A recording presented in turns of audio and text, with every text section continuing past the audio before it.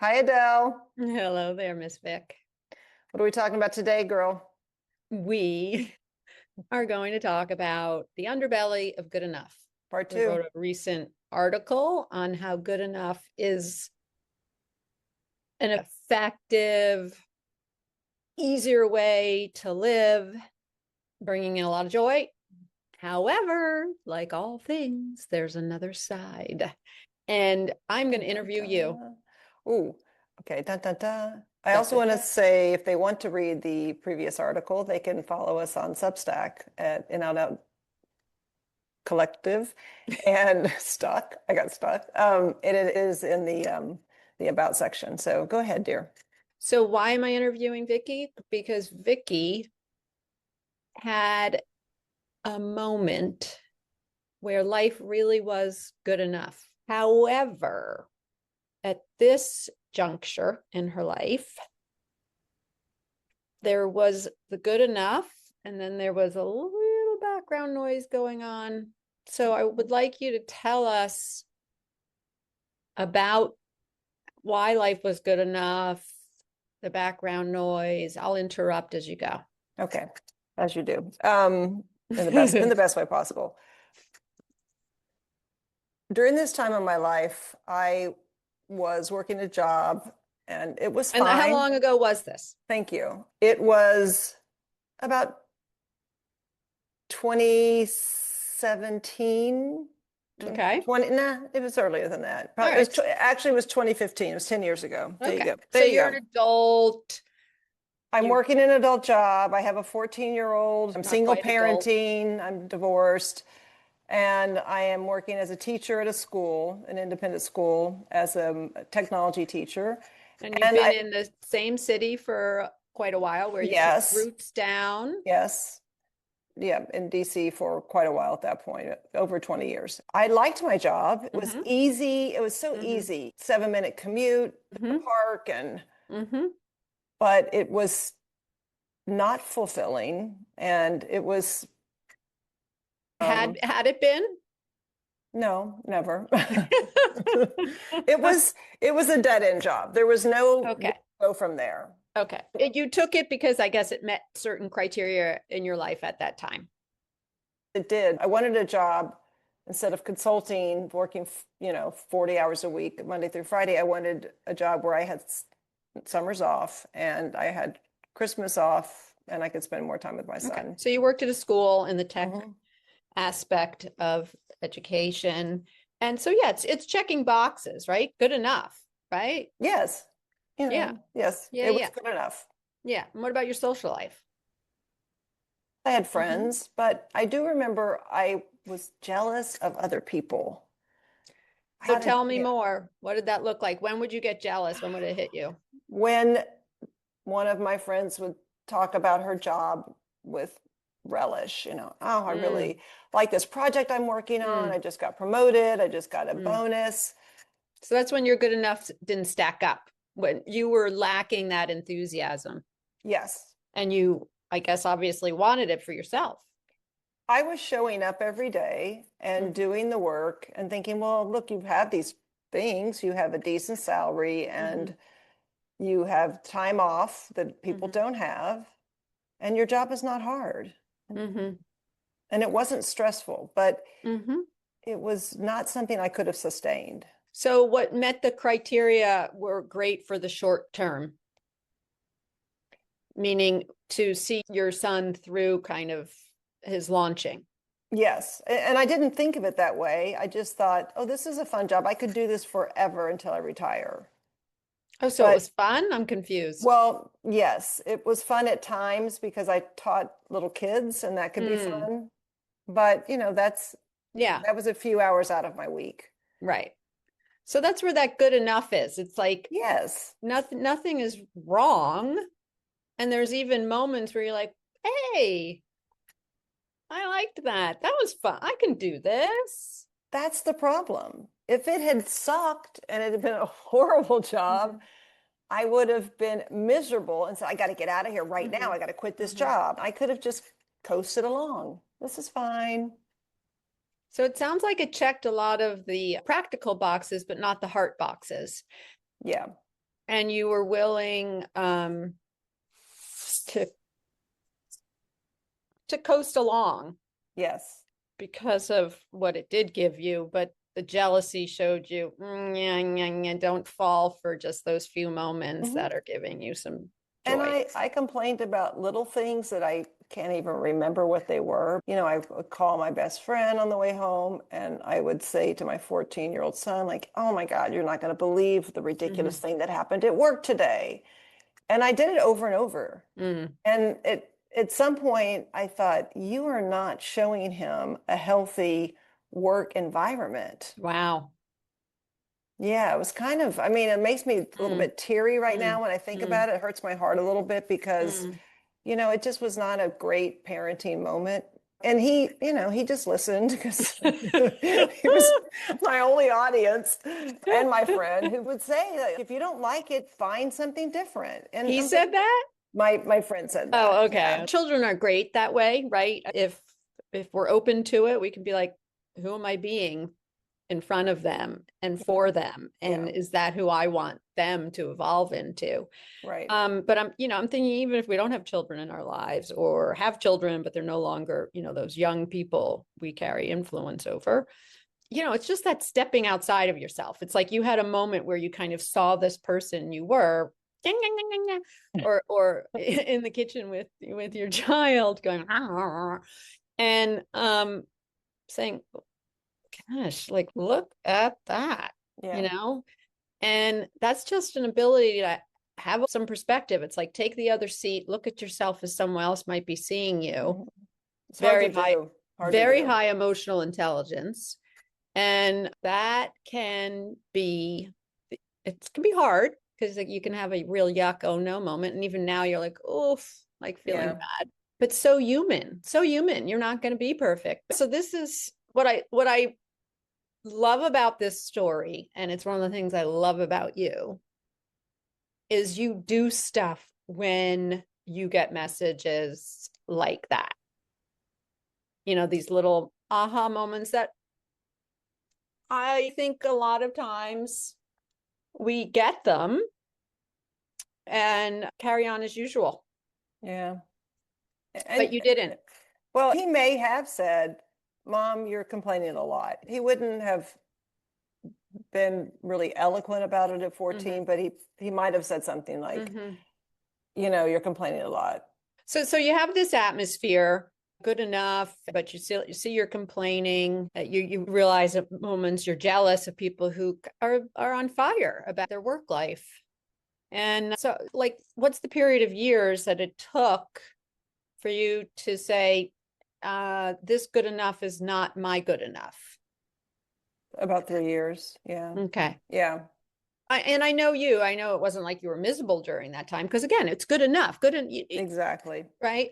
So, okay, so you took this aha or these ahas and, lay out for us a little what you did. And I'm also wondering, because I get a little scared when I have those Hmm. ahas, Hmm. I, Yeah.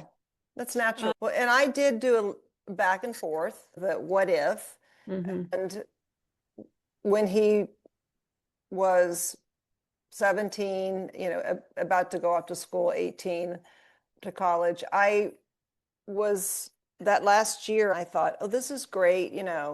He's going to college and I'll have more freedom. I'll miss him, but I'll have more freedom. And then I realized with that job that I wouldn't have the freedom to just take off on a Friday and go up and see him at college if I mhm, wanted to do that. Because when you work at a school, even though you get Christmas off and yeah, maybe summer off, depending on your job, you can't just take off yeah, randomly during the year. And you know that as a teacher. So I had 3 days off that weren't part of, you know, yeah. No flexibility Christmas, within the school year. no flexibility. And that was it for me. Mhm, That was the deciding mhm, factor. mhm, Like I said, I could have stayed there. I could have mhm, coasted for another 10 years and worked and been fine. mhm, mhm, But I thought, no, why don't you take a year off? mm, And I had been doing these international mm, volunteer trips that sparked something in me. That's mm, what the TEDx is about. But it really did make me think, okay, there's more to life than this. You Mm. know, you can do Mm. more, you can see more, you can travel Mm. more. And I thought I'll take 1 year off, and I Mm. didn't go back to schools ever again. Yeah, I mean, what I love is sometimes if we're going to make a change, we don't have to be crazy about it. We can just say, hey, I'm going to try this. I'm going to give it a try. And you put a time frame on it. So it's not like you're jumping without a parachute. It's like, you know what? I'm going to go over here and I'm just putting this on hold, right? You're not blowing it all up. And the other thing I hear you saying is within this, you know, in your good enough life at the time, you realized that even if you were going to squeeze in what you wanted, like keep the good enough life and then try to squeeze in others, it's still just, you realize it was almost doing it backwards. Let me put what I Right. really want first. Yeah, that's a good way of analyzing it. And so, okay, so you say, let me do this for a year, and it being travel and having the flexibility to go on your international home builds. Any scary thoughts, you know, and how'd you deal with them? You worry about financially. So I did have some money saved, and I did a little bit of paid consulting, not full time, but once in a while I would get some paid gigs. So that made me Mm-hmm. feel like I could do more of that Mm-hmm. if Mm-hmm. I wanted to as a Mm-hmm. backup plan. But I thought, okay, I can do more international trips. And one of the trips I did was to Mexico to go to a language school for 3 weeks, an immersion class. And that was a taste of, okay, this is what Mexico is like. Mm-hmm. But then I went back to DC and spent more years there. But that was when the plan was Mm-hmm. hatched to move to Mm-hmm. Mexico. And there was a lot of doubt behind that. What if I make a Mm-hmm. mistake? Some friends would support me, some friends would not support me. I just thought if I don't do Mm-hmm. it, then I regret Mm-hmm. it. 10 years down the road, Mm-hmm. would I say, shoot, that was the time to do it? Yeah.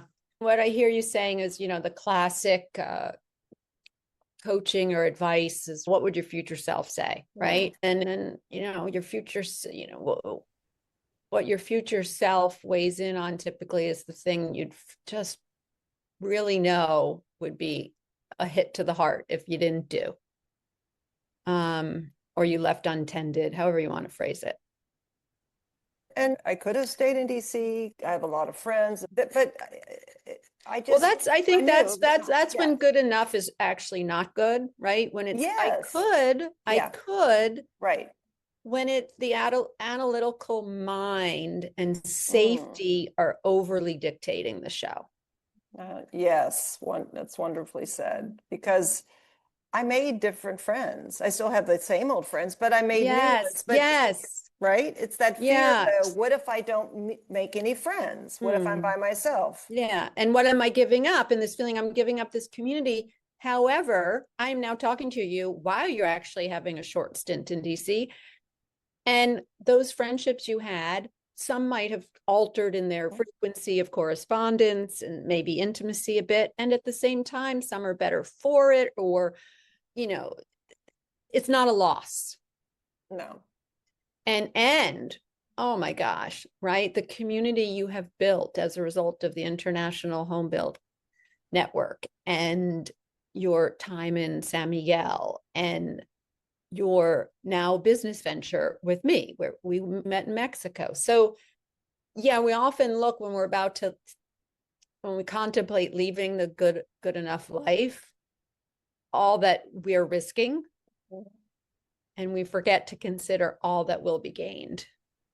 Yeah, that's true. It's hard because one's a known and one's an unknown. Right. And I have thought about that. I have thought about the fact that if I hadn't have left, it's there's so many, if I hadn't have gotten Mm-hmm. divorced, I wouldn't have gone to work at that school, and I wouldn't have met some of the wonderful people who are still my friends today, and worked and taught at a school and liked the experience enough that Yeah. I did it for many years. But if I hadn't have left that, then I would have moved to Mexico, Yeah. and I wouldn't have Yeah. had that whole Yeah. experience of living in a foreign country.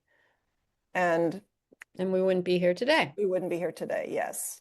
And so that's how I mentally phrase it. Think of how far you've come. Think Mm-hmm. of the things that you have gained, and if you hadn't taken those choices, Hmm. made those choices, what would you have left behind? Yeah, and I want to ask you, like, so it's like jealousy was something, the complaining was something, seeing yourself through other people's eyes was something. And I mean these as indicators that good enough wasn't good enough for you at that time.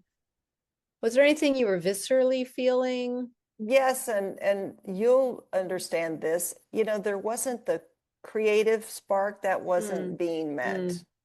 Which is why you were jealous of that woman who was excited about her work. Yes, yes, So a loss of some internal aliveness that we get when yes. we're Something that I am producing, making for myself, okay. for others as well, but it's coming from an Yeah, internal space. yeah.